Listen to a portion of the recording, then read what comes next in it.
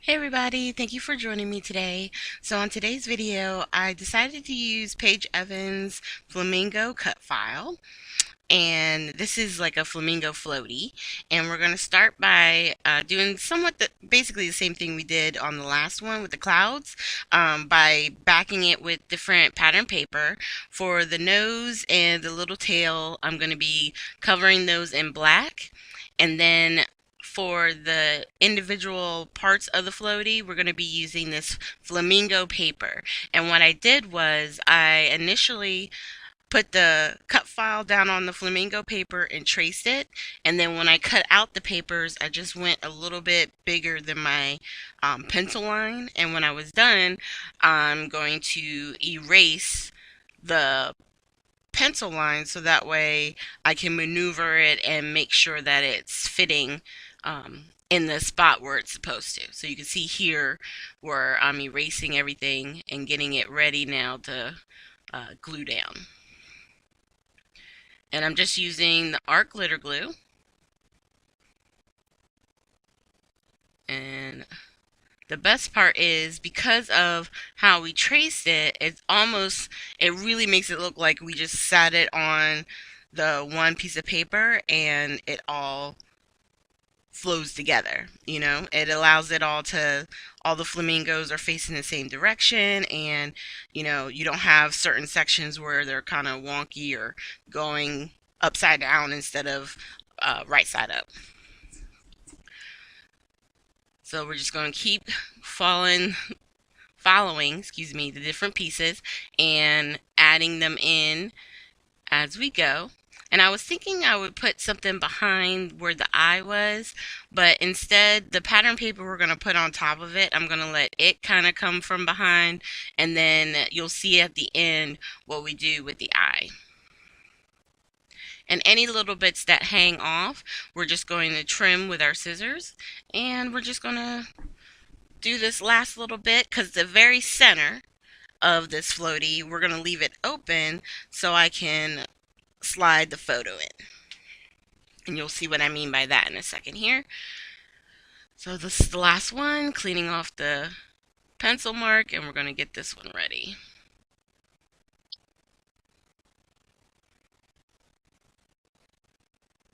And then we're going to lay this down. And you can see actually from the back, because of the way we did it, even that lines up well. And any spot that looks like it's lifting up or not laying right, we can just lift it and add a little bit more glue. And then we're just going to do the last little piece for the tail, which I always find the fussy cutting part difficult to show on camera. That's why sometimes I try to do it off camera and then come back. Okay, so I was just showing you my photo, and I trimmed it down enough for it to fit inside the little opening we have there. And right now we're just trimming down the photo and creating a little mat for it. So right here, now that it's matte, I'm figuring out how or what paper am I going to put it on. Do I want to put it on top of the plain white and do a colorful background, or could I put it on top of a pattern paper like that blue to tie in with the blue in the photo? I felt like it was too much. So I decided to just go ahead and attach the photo, that it would be so much easier, and that way I can play with it and figure out exactly what I want to do.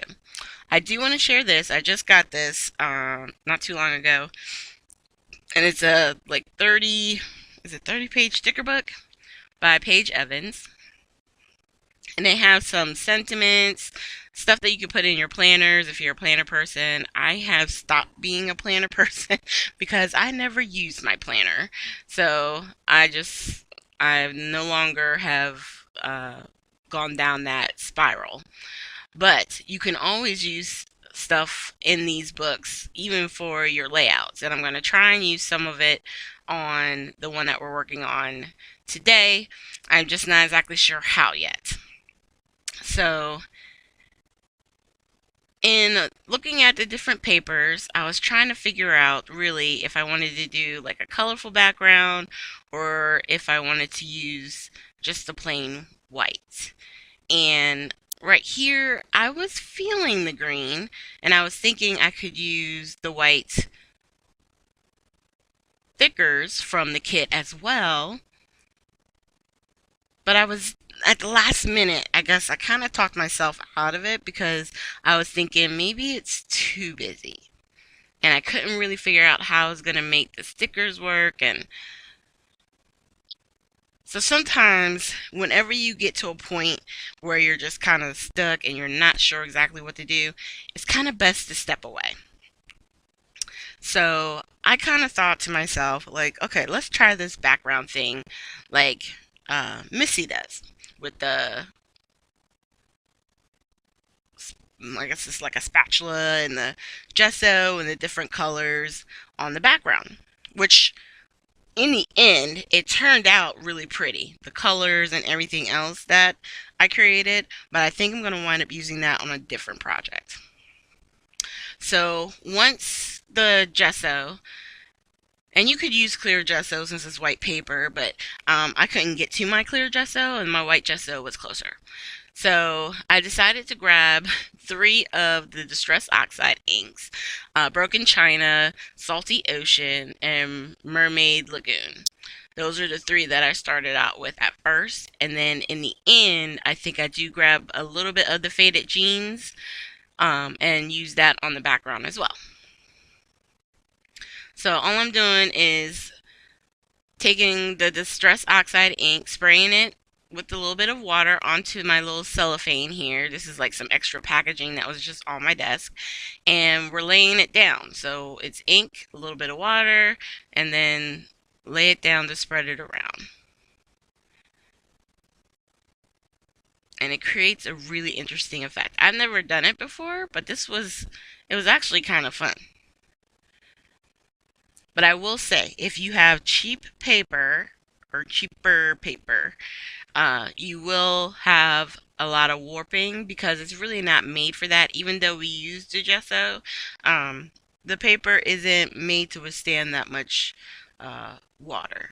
So if you're not wanting it to warp, I would suggest trying to get like bigger sheets of watercolor paper and then doing the same technique on that because watercolor paper is designed to withstand a lot of water.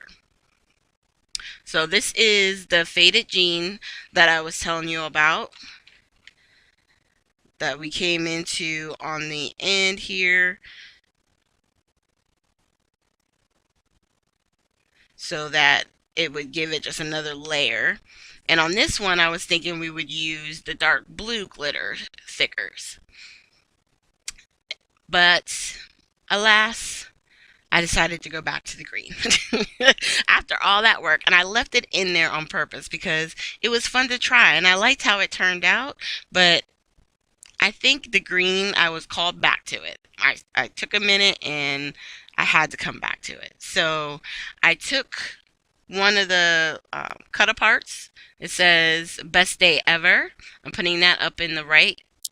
And I took my, flower punch that's in my stash, and I took some of the leftover paper and I cut, I want to say, see, I have 3 glitter that I did out of glitter paper that's in my stash. So 2 up at the top with the 1 paper flower, and then 1 glitter with the 2 paper flowers by the photo. So we're just putting some foam tape on the bottom of those and adding the glitter enamel dots for the centers of the flowers. I used the smaller ones, and then for the one on top, I'm going to use a slightly bigger. I think it's the biggest size. And then we're going to go ahead and get the flamingo put down. And on this one, I'm using my ATG.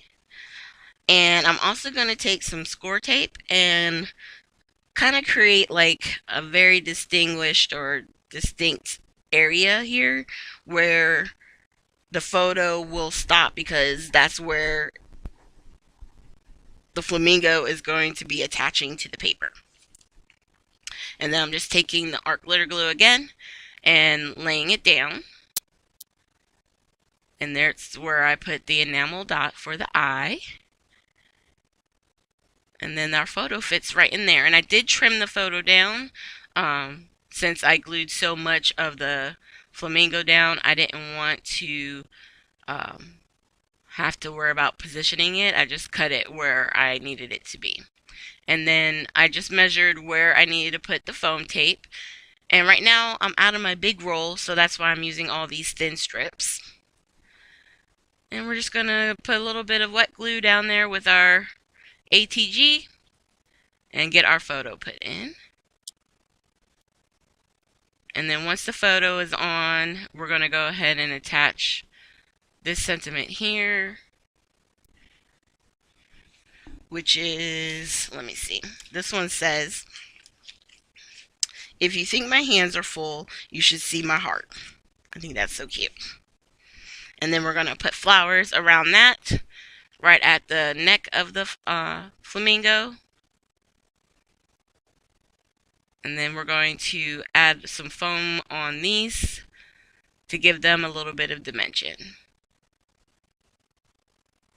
And I guess it's good that I'm out of the big roll because it is forcing me to use up stuff that's in my stash. So I don't even know where these little itty bitty ones came from. I found them in my drawer tonight, so we used them. There was no rhyme or reason.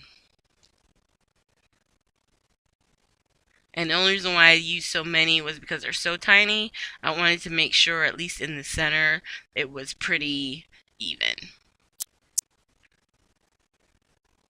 Alright. And then in the kit also came the 3D flowers. So I was trying to see where I wanted to put those. And I had exactly 3 left, so I was like, perfect. Go ahead and get these attached. And I was going to put that in the middle, and then I was thinking I may want to have it more on top of the photo. I can't remember if I moved it or not. I think I left it there. Now here around the little cluster, I am adding a few of the little enamel dots and then the last 2 on that row. So once again, we used a whole row on the one project. And then I decided to use this sticker collection that we got because it had, this wasn't in the kit or anything. This is something that was in my stash, but it had the rose gold stickers. So I wanted to add that, sticking a few under in places just so that it would tie in the rose gold of that sentiment.